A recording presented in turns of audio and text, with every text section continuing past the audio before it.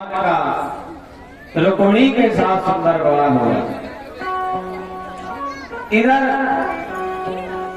भगवान ने रुक्मिणी के बाद भगवान आगे चलते हैं। सम्रासुर नाम का एक दैत्य है। सम्रासुर के यहाँ इन्हीं के पुत्र प्रद्युम्न की जो कामदेव महाराज को श्राप के कारण रथी को भगवान को रूप में वर्णन करने के लिए प्रद्युम्न कामदेव नाम से जन्म लेते भगवान का।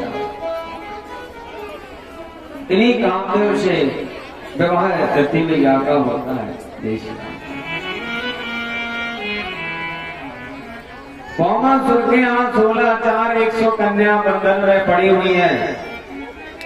भगवान भौमासुर चाहता है कि जिस समय ये 1 लाख होंगे उस समय मैं इनसे विवाह कर लूंगा।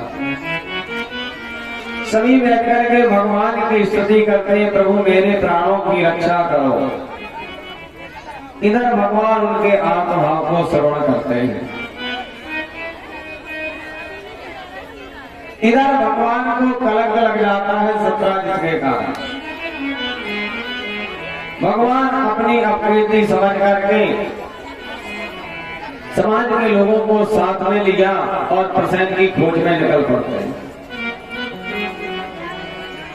भगवान प्रसन्न को खोजने को निकलते हैं तो क्या देखा कि सामने मृत पड़ा प्रसन्न का शरीर देख करके सोचा इसका वध किसने किया, तो सिंहों की पैर दिखाई देते हैं। भगवान उन सिंह के चरण चिन्हों के आधार पर आगे बढ़ते हैं तो वहां सिंह भी बड़ा पड़ा मिलता है।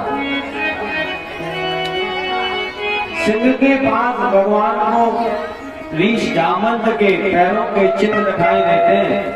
भगवान उन चरण चिन्हों के आधार पर चले जाते हैं। इधर जो जामंत है, जामंत की पुत्री उसी स्मंतक मणि को अपने गले में डाल लेते हैं। भगवान गुफा में प्रवेश कर जाते हैं। जामवंत के साथ भगवान का विशाल युद्ध होता है। यही वही जामवंत है, जामवंत मंत्री अतिगुणा। भगवान राम जिस समय लंका पर विजय श्री प्राप्त करके जो मंत्री पद संभाल रहे थे जामवंत जी, किसी से भगवान ने युद्ध नहीं कराया। जामवंत जी ने मनोरथ था। जामवंत जी भगवान से वरदान में यही मांगा कि आपने मुझसे किसी से युद्ध कराया नहीं, और वीरों का लक्षण ये होता कम से कम युद्ध करने को मिले। तो भगवान ने कहा जाओ तुम्हारे साथ मैं स्वयं युद्ध करूंगा। भगवान ने जामवंत के साथ युद्ध किया और युद्ध करने के बाद में जब जामवंत का शरीर अंग अंग ढीला हो जाता है तो याद आ जाती है, चरणों में गिर पड़ते, भगवान से प्रार्थना करते। भगवान तो अपने स्वरूप का दर्शन कराने के पश्चात में आप तो जामवंत धन होते हैं और अपनी पुत्री जामवंती का विवाह भगवान के साथ कर देते हैं और स्मंतक मणि दहेज के प्रति रूप में भगवान को समर्पित करते हैं। भगवान मणि भी लाते, जामवंती को लाते हैं। आकर के भगवान का इधर रुक्मिणी के बाद जामवंती के साथ विवाह होता है। और जैसी रुक्मिणी के पास जामवंती को रखा, भगवान मणि को लेकर के जैसे ही सत्यजित को प्रदान करते, सत्यजित को सारा वृतांत पता चल जाता। सत्यजित को बहुत कष्ट होता है। मैंने एक पराक्रमी वीर के ऊपर एक धब्बा लगाया है, कलंक लगाया है, इसका दोष के रूप में अपनी पुत्री सत्यभामा का विवाह भगवान के साथ करते। भगवान के 3 विवाह हो जाते। भगवान जाते भौमासुर का वध करते और वध करने के बाद 16,100 कन्याओं को भौमासुर के यहाँ से लाते। सबने कहा आपने ऐसे क्यों स्वीकार कर लिया? मानो भगवान इसलिए 16,100 कन्याओं को स्वीकार करते हैं कि अगर मैंने इन्हें स्वीकार नहीं किया कोई स्वीकार नहीं करेगा, इसलिए भगवान स्वयं ग्रहण कर लेते हैं। भगवान का जामवंती के बाद भगवान का विवाह यमुना कालिंदी के साथ होता है। भगवान का विंध्य अरविंद नामक 2 राजा थे, उनकी परम लाडली मित्रवृंदा थी। इस प्रकार से भगवान का विवाह मित्रवृंदा के साथ होता है।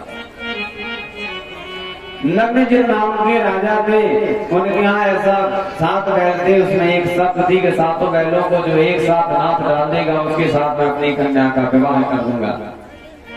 भगवान ने जाकर के मैंने 7 बैलों को एक साथ में नाथ डाल दी तो नग्नजित के साथ भगवान का विवाह हो गया। इधर राजाधिदेव पराक्रमी किसती थी, उनकी पुत्री का नाम भद्रा था, भगवान का उनके साथ विवाह हुआ। मात्र देश के राजा लक्ष्मण के साथ भगवान का विवाह होता है। इस प्रकार से भगवान के 8 भाई ये होते हैं और 16,100 भौमासुर के नाम से होकर के 16,108 भाई भगवान के हुए। भगवान की नित्य संसार वृद्धि होती है, परिवार बढ़ता जाता है। अब तो जैसे ही परिवार बढ़ता है, भगवान द्वारका में निवास करते हैं। एक दिन हास प्रयास होता है। भगवान ने सोचा आज रुक्मिणी के साथ नाना प्रकार से लीलाएं करते भगवान की 5 वर्ष की आयु हो जाती है। जरासंध को पता चलता है, जरासंध चढ़ाई करने के लिए विचार किया है जो मुझसे 17 बार हार जाता मैं उससे क्या लड़ूं। भगवान का विचार बदलता और भगवान अर्जुन और पांडव भीम को साथ में लेकर के जरासंध के यहाँ जाते ब्राह्मण के रूप में और युद्ध मांगते। जरासंध युद्ध स्वीकार कर लेते, लेकिन कहा अर्जुन हमसे छोटा है, तुम हमसे युद्ध में हार चुके हो, तुमसे युद्ध कर नहीं सकता, एक काम करो भीम हमारे बराबर का, इसी से युद्ध करूंगा। भीम के साथ युद्ध होता है। भीम पहले बड़े प्रसन्न थे, जरासंध से युद्ध करेंगे, जरासंध से युद्ध करेंगे।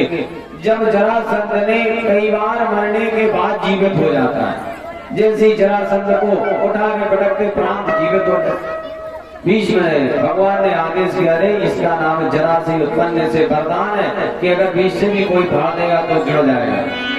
भगवान ने एक युक्ति की, बीच से फाड़ा, अपोजिट दिशा में दोनों को भाग को फेंक दिया। जय श्री राधे, जय श्री श्याम।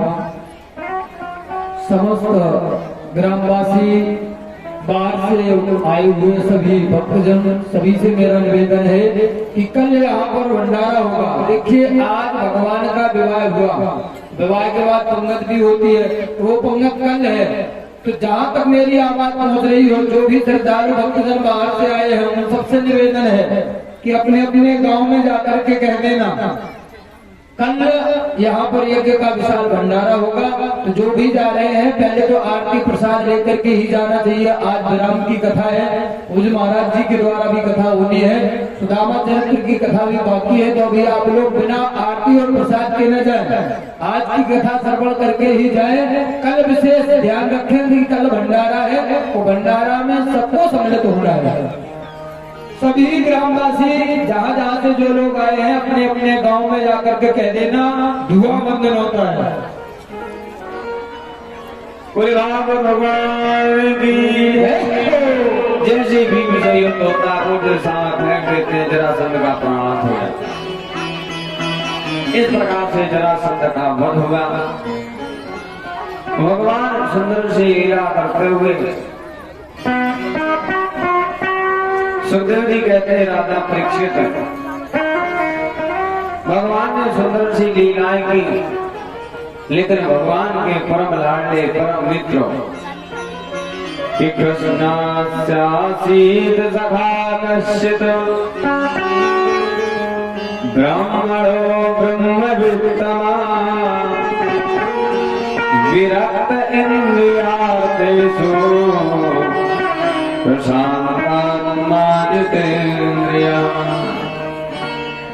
अरे आपको पता है कन्हैया के परम लाडला कौन है?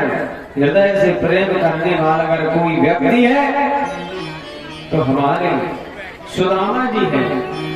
सखा कश्चित् ब्राह्मणों ब्रह्म विद्यमा, जिनका विद्यमान धन ही भगवान की भक्ति हो।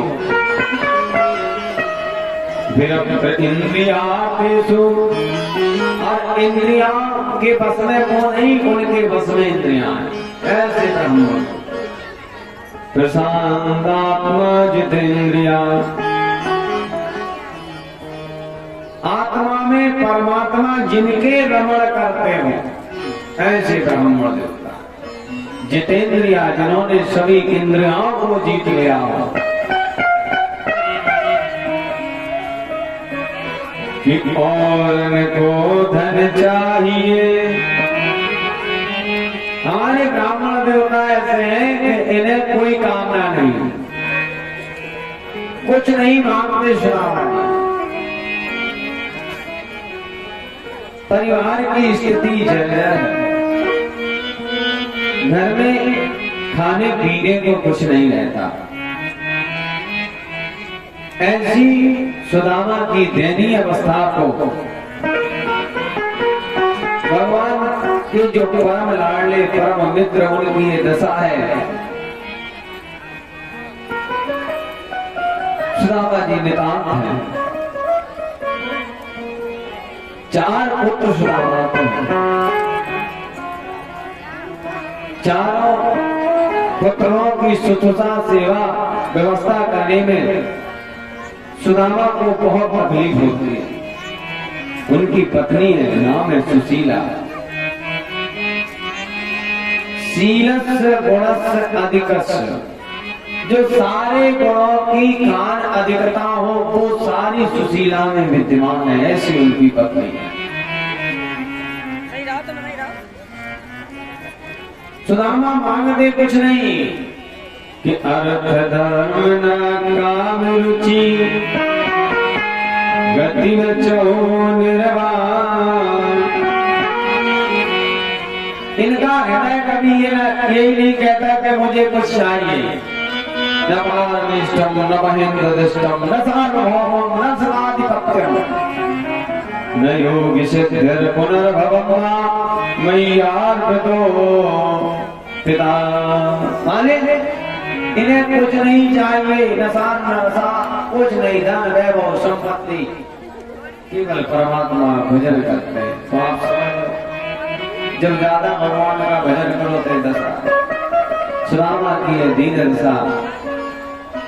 खाने को कुछ नहीं, बच्चे रोदन करते हैं, पिताजी कुछ खाने को लाओ। सुदामा कहते बेटा घर में कुछ नहीं है। सुदामा मांगने जाते तो कोई मांगने से मिल देता, क्योंकि विपत्ति काल में कोई आपका साथ नहीं देगा, नहीं देगा। सुदामा 5 घर में मांगते, अगर 5 घर से किसी ने मना कर दिया तो 6ठे घर में सुदामा मांगने नहीं जाते।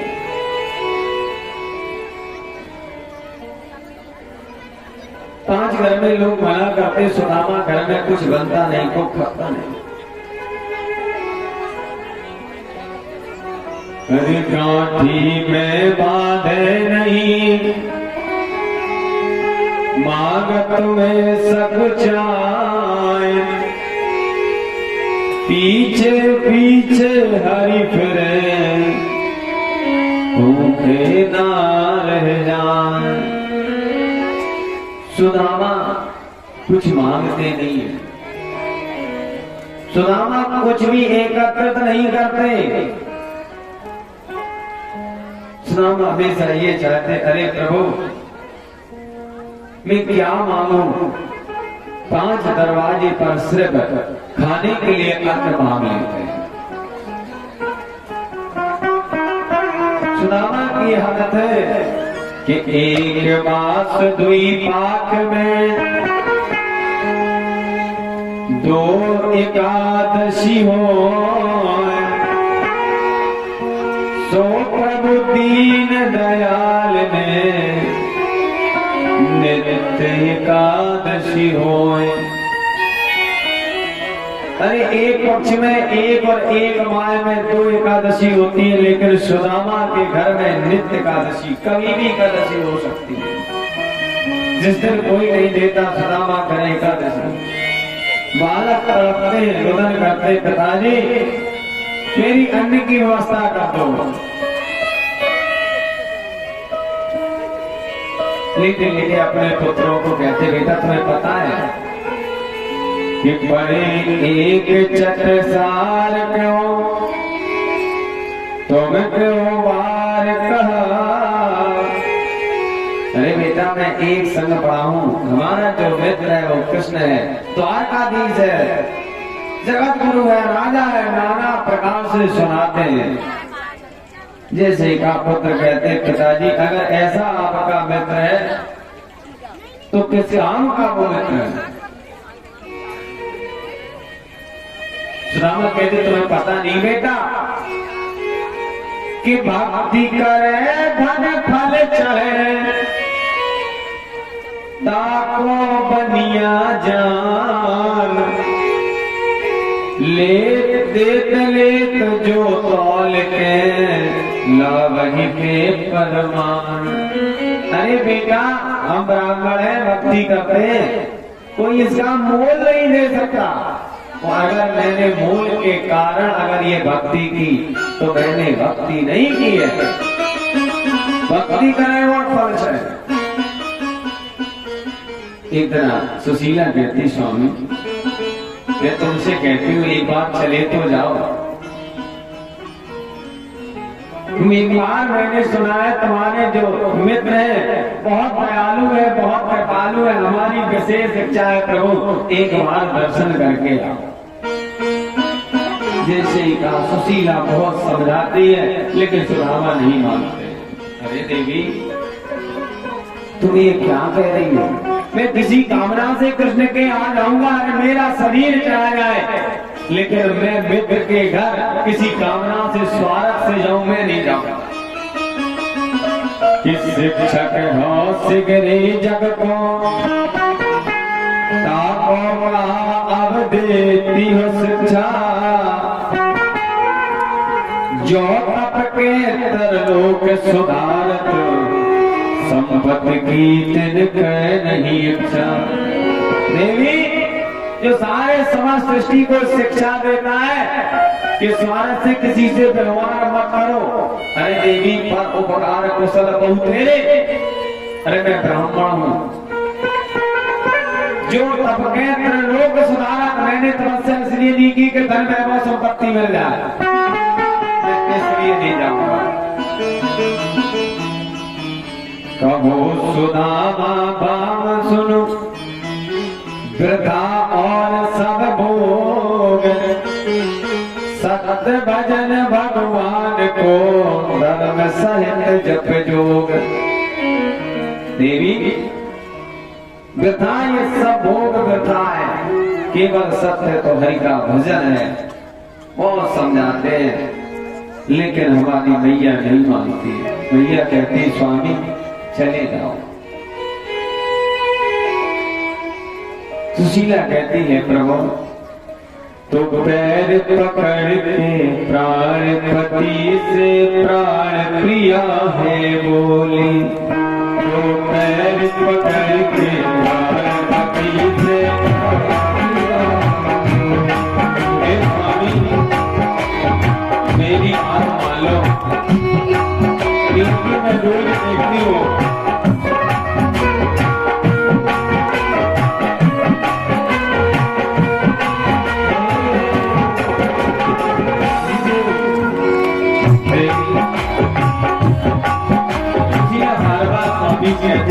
मेरी बात मान लो, धर्म घर में कैसे हो गुजारे,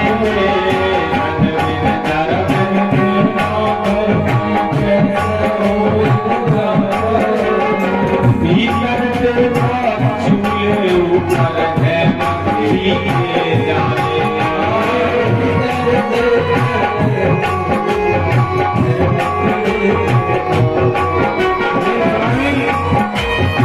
मेरी बात मान लो। अरे आपका सखा आपका मित्र है, अरे जो मित्र न हो सुखारी पातक भारी। अरे मित्रता खुद मित्र से कभी नहीं देखा जाएगा अगर वो सच्चा मित्र है तो। अगर आप उनके दरबारे में जाओगे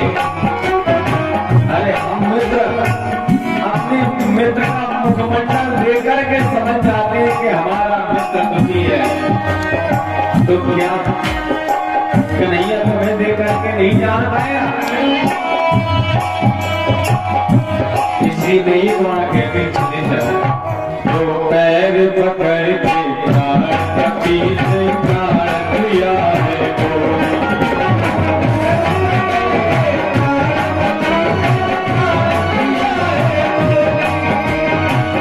दीन बंधु ने दीन हीन क्या सोचे भैया दीन बंधु ने दीन हीन पर कैसे जुलस गुजारे। बंधु ने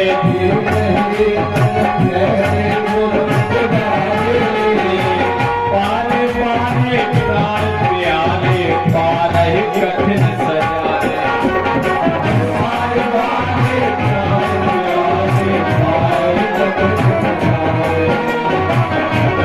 धर्म में रहना घर में कैसे हो गुजारे।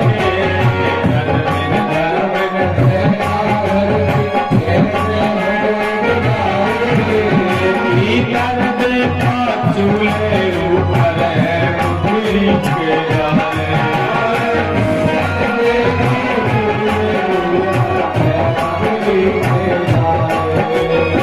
फूल धरन की भरत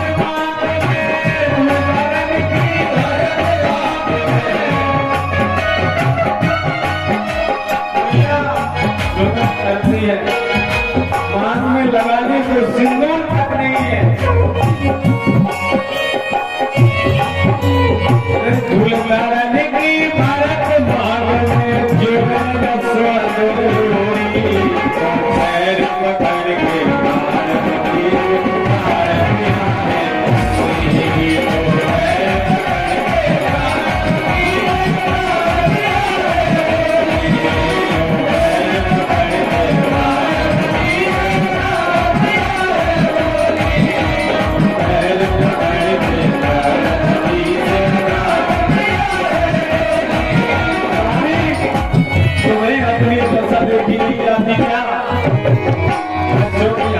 देखो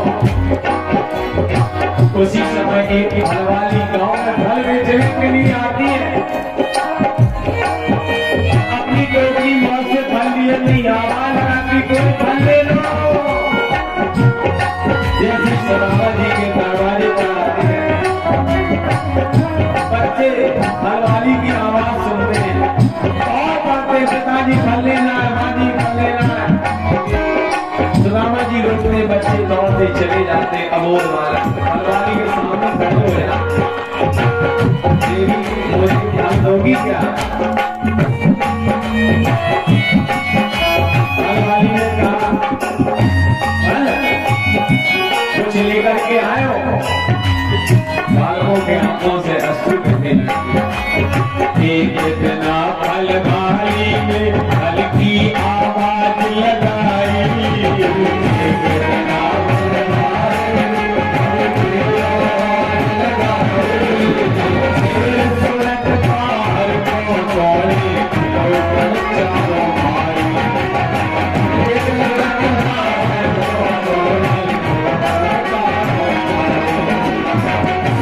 बच्चों के आंखों में आंसू देख करके फलवाली ने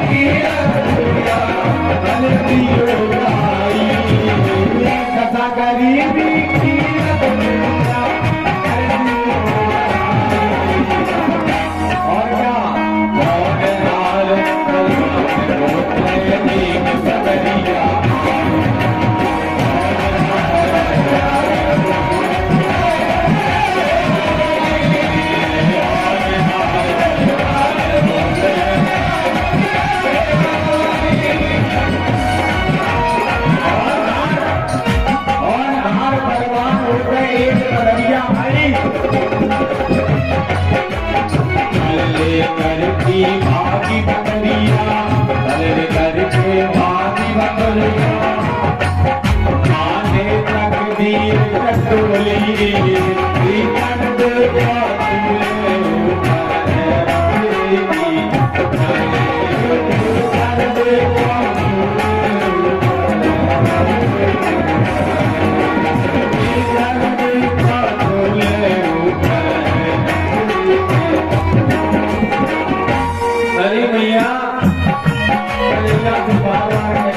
प्रभु सुदामा जी से चले जाओ, सुदामा जी जब नहीं मानते तो पैर पकड़ के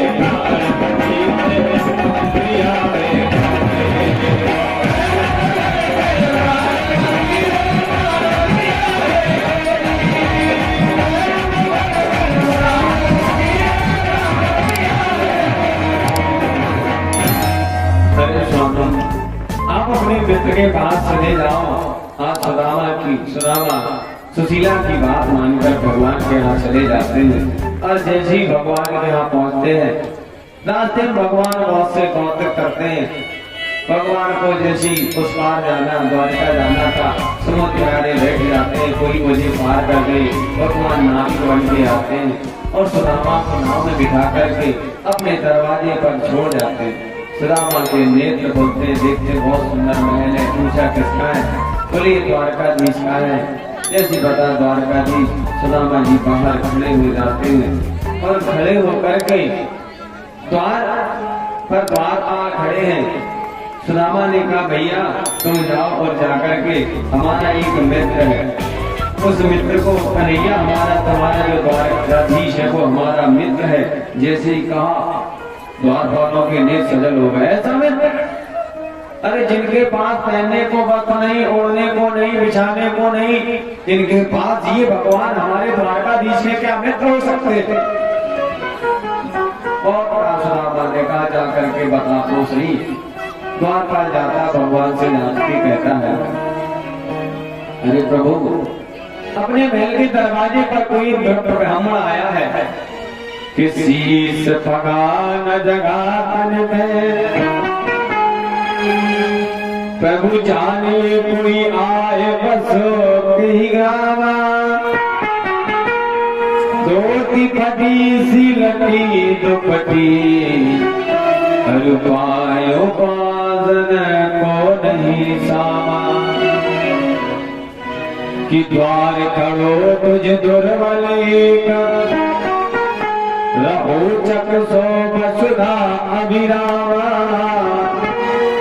पूछक दीन दयाल को धाम, बतावत आपनो नाम सुदामा, बतावत आपनो नाम सुदामा। जैसे ही सुदामा शब्द कानों में पड़ता है, भगवान उसी समय सिंहासन से दौड़ पाते हैं और दौड़ करके जैसे भगवान के पास पहुंचते हैं। देखो देखो ये गरीबी का किसने के द्वार में फरियाद लेके आया, मेरे बचपन का याद है मेरा श्याम, यही सोच के मैं आस लेके आया। अरे जाने वालों कन्हैया से कह दे सुधा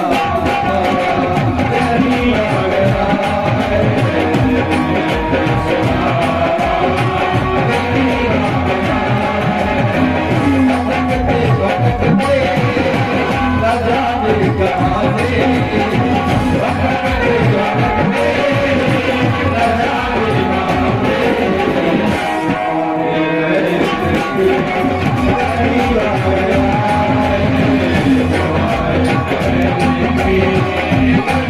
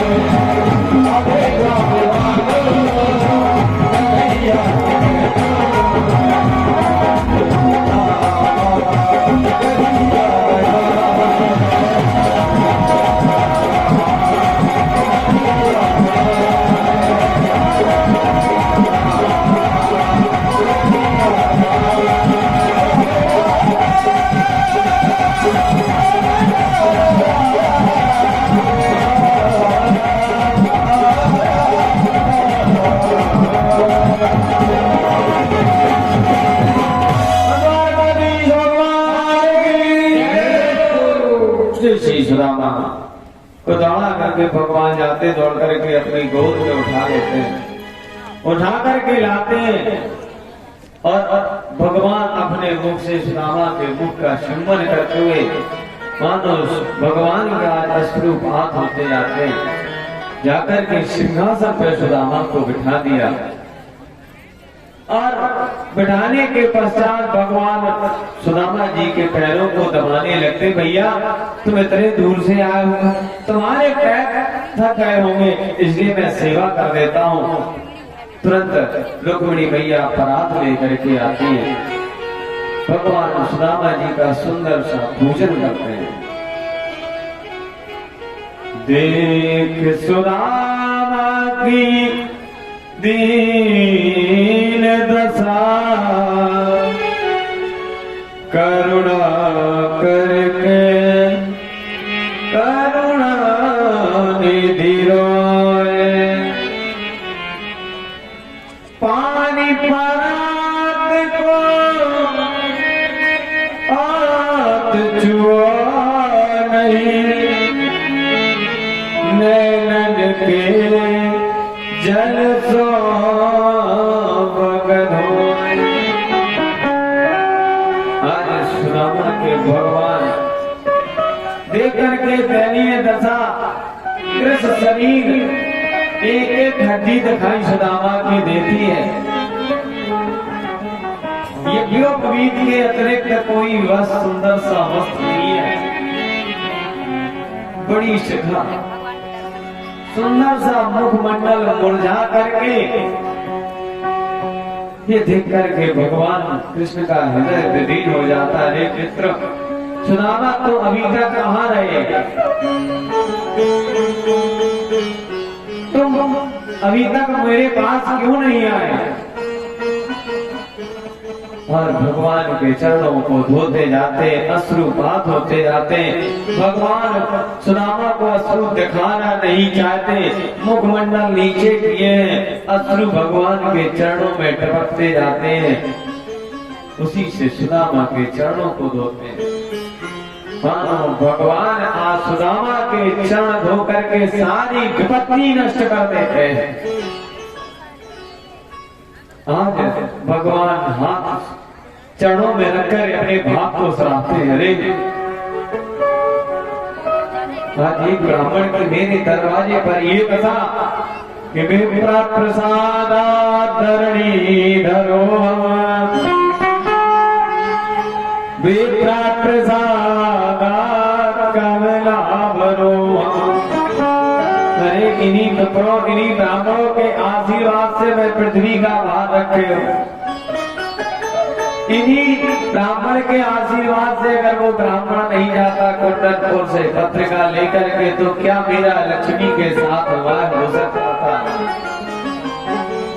विप्र प्रसादा तजतो जितो हम। अरे मैंने विप्रों के प्रसाद से, ब्राह्मणों के प्रसाद से मैंने जिन्हें जीता जा नहीं सकता, उन्हें भी मैंने जीता। विप्र प्रसाद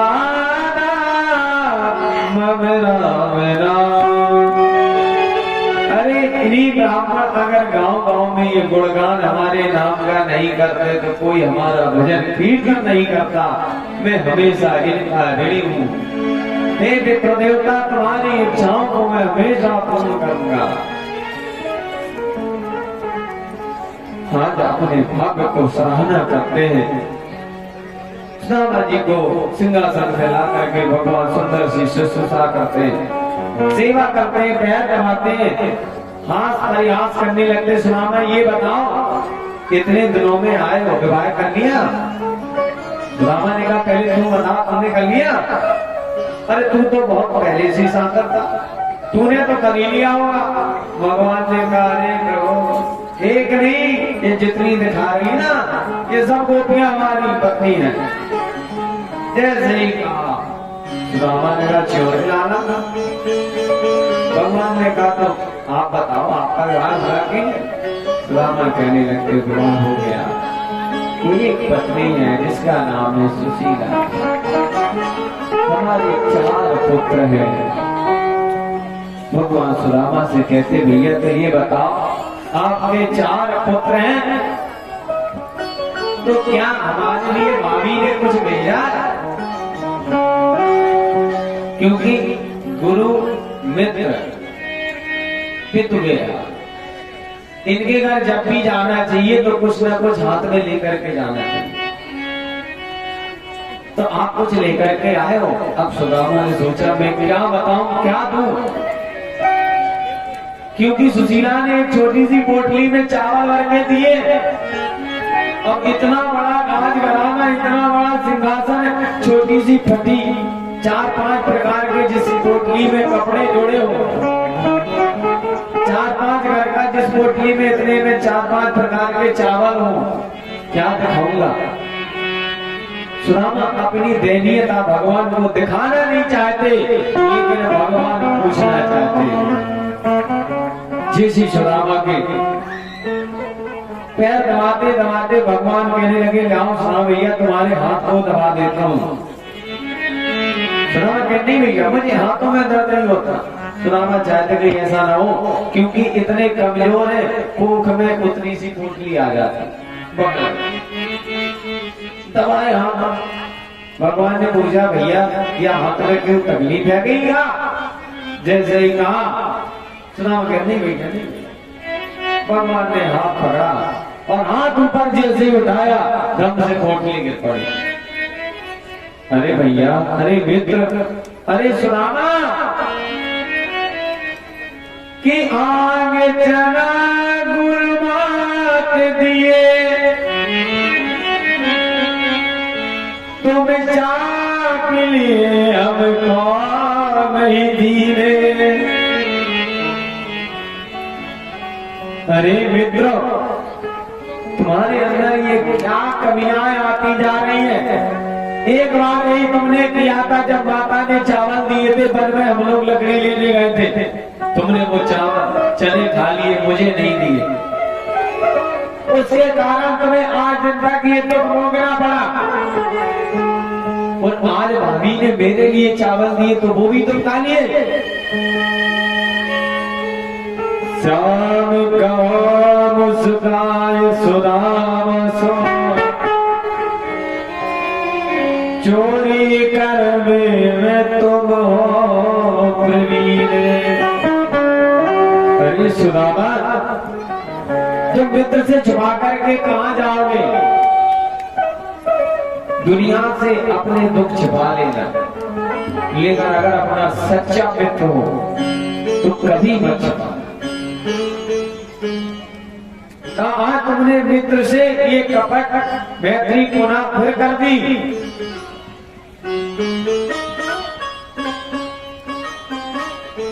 भगवान कोठरी लेते हैं, रुक्मिणी आ जाती है।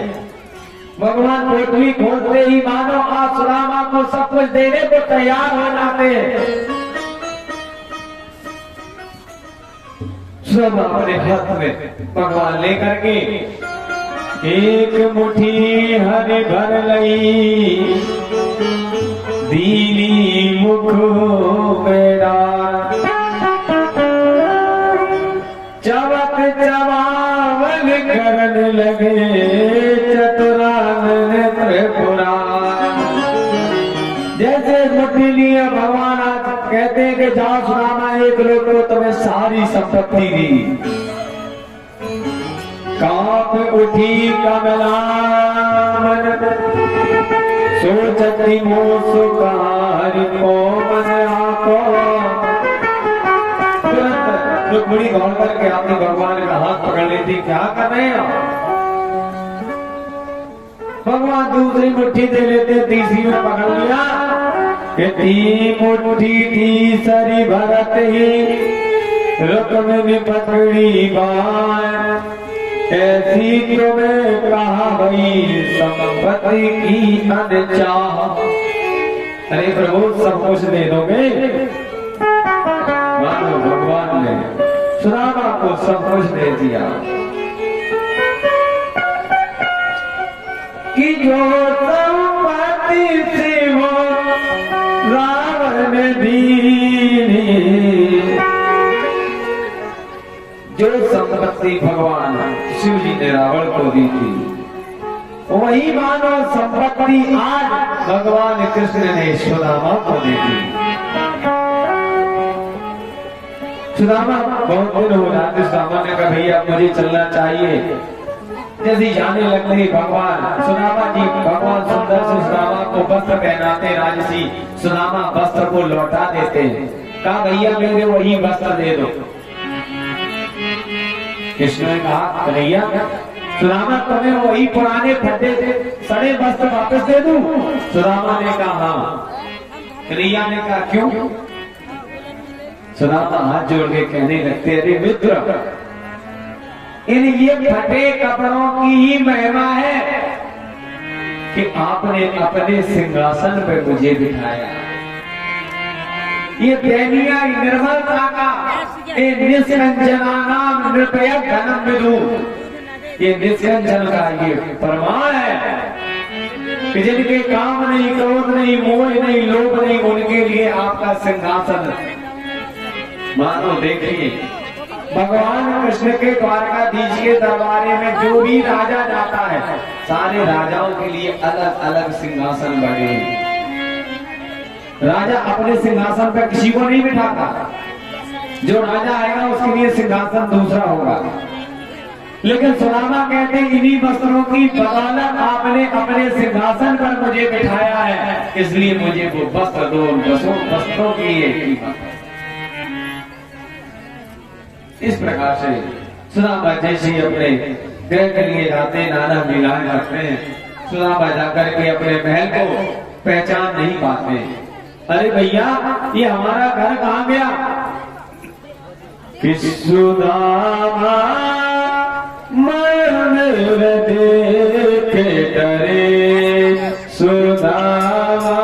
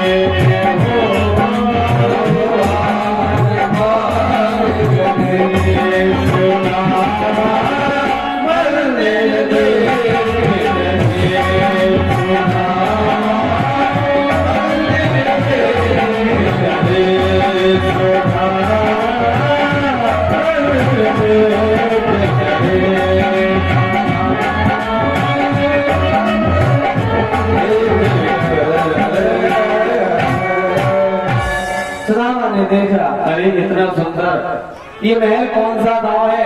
द्वारपाल बोला भैया ये सुदामापुरी है। उसका राजा कौन है? बोले इसका राजा इस समय उनके मित्र द्वारकाधीश है, उनसे मिलने गए थे। भगवान सुदामा सोचा द्वारकाधीश तो मेरी मित्र, सुदामा मेरे नाम है। तब तक सुशीला देख लेती स्वामी आए, दौड़ करके आती है, चरणों में गिर पड़ती। सुदामा देख करके, अरे दूर हो जाओ, तुम कौन हो? देखा सुशीला, इतने अच्छे सुंदर वस्त्र कहां से आ? जैसे घासीला कहते, सब आपके मित्र का प्रभाव है। आज सुदामा मन ही मन दुखी भी होते हैं, प्रसन्न भी होते हैं। सुशीला, तुम्हारे मन में था कि मैं धनवान हो जाऊं, तुम्हें धन मिला, और मुझे धन की कोई चिंता नहीं थी। आज सुदामा इस प्रकार से सुदामा का भगवान सुंदर सी कृपा करते हैं, मानो त्रिलोक का सुनामी सुदामा को बना दिया। इधर भगवान ब्रज में 100 वर्ष की आयु पूर्ण करते हैं। भगवान ने इधर पांडवों से राजसूय यज्ञ कराया, और राजसूय यज्ञ सुंदर सा संपन्न प्रभु कराते हैं। सुभद्रा का विवाह अर्जुन के साथ कराया। युद्ध में विजय श्री का घंटा जब नहीं बजता है, भगवान को पता चलता, पांडव प्रार्थना करते। भगवान ने कहा, जब तक ये चांदा ला करके प्रसाद ग्रहण नहीं करेगा, ये विजय से प्राप्त नहीं होगी। डॉन को नहीं बुलाया था, इसलिए यज्ञ पूर्ण नहीं हुआ। डॉन को बुला करके जब प्रसाद ग्रहण की, उसी समय राजसूय यज्ञ पूर्ण हुआ, विजय घंटा बज जाता है। भगवान की संतान वृद्धि प्रगति होती है। इधर जो प्रद्युम्न की पत्नी रहती है, उनके गर्भ से उत्पत्ति शाम की होती है। यही शाम एक दिन बड़े बड़े ऋषि महर्षि बैठे हुए थे। चिमनस्य महर्षि देवर्षि राजर्षि के मध्य में कि विश्वामित्रोषिता कन्नो दुर्वासा भृगुवन्दिरा कश्यपो वामदेवोत्री वसिष्ठो नारदादयः। बड़े बड़े देवर्षि बैठे हुए थे। उसी समय सांप अपने पेट में कपड़ा बांध करके परीक्षार्थ संतों के सामने पहुंच जाता है। ऋषि मुनि अपना समझ करके, अपराध समझ करके श्राप दे देते हैं कि जाओ, तेरे गर्भ से कुशल उत्पन्न होगा, तुम्हारे कुल का वंश का नाश करेगा। वही कुशल के द्वारा सांप भी उत्पन्न होता है। इधर आपस में लड़ झगड़ करके सारे यदुवंशी मारे जाते हैं। भगवान को अपार कष्ट होता है, मन में विचार करते रहे, जिनके कुल में ब्राह्मण साधु संतों की सेवा होती थी, आज उन्हीं के कुल में अपमान हुआ और श्राप लगा। बहिलिया के द्वारा भगवान अपने धाम को चले जाते हैं। भगवान यद करोसि यदस्नासि यज्जोसि ददाति मय्यार्पतो मनोबुद्धि अयात्मा संप्रसीदते। भगवान सारी माया को संवरण करके और अपने धाम को निवास करते हैं। इधर सुखदेव जी राजा परीक्षित जी को कथा श्रवण कराते हैं। वैराग्य क्या होता, ज्ञान क्या होता, दत्तात्रेय के 24 गलियों की कथा वर्णन करते हैं। मरकट वैराग किसे कहते, वैराग किसे कहते, इस प्रकार से यदु को ये सुंदर सा उपदेश दिया।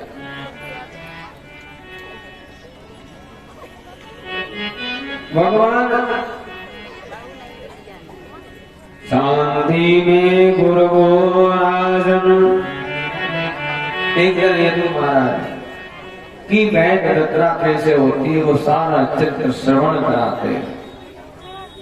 परीक्षित जी को 7 दिन में मृत्यु का श्राप लगा था। जिनसे सुखदेव जी ने कथा श्रवण कराते 24 गुरुओं को और कहा, राजन ये बताओ तुम्हारी मृत्यु हो सकती कि नहीं? परीक्षित जी कहते, प्रभु हमारी मृत्यु नहीं हो सकती। परीक्षित जी ने पूछा, क्यों? सुखदेव जी ने पूछा क्यों नहीं हो सकती?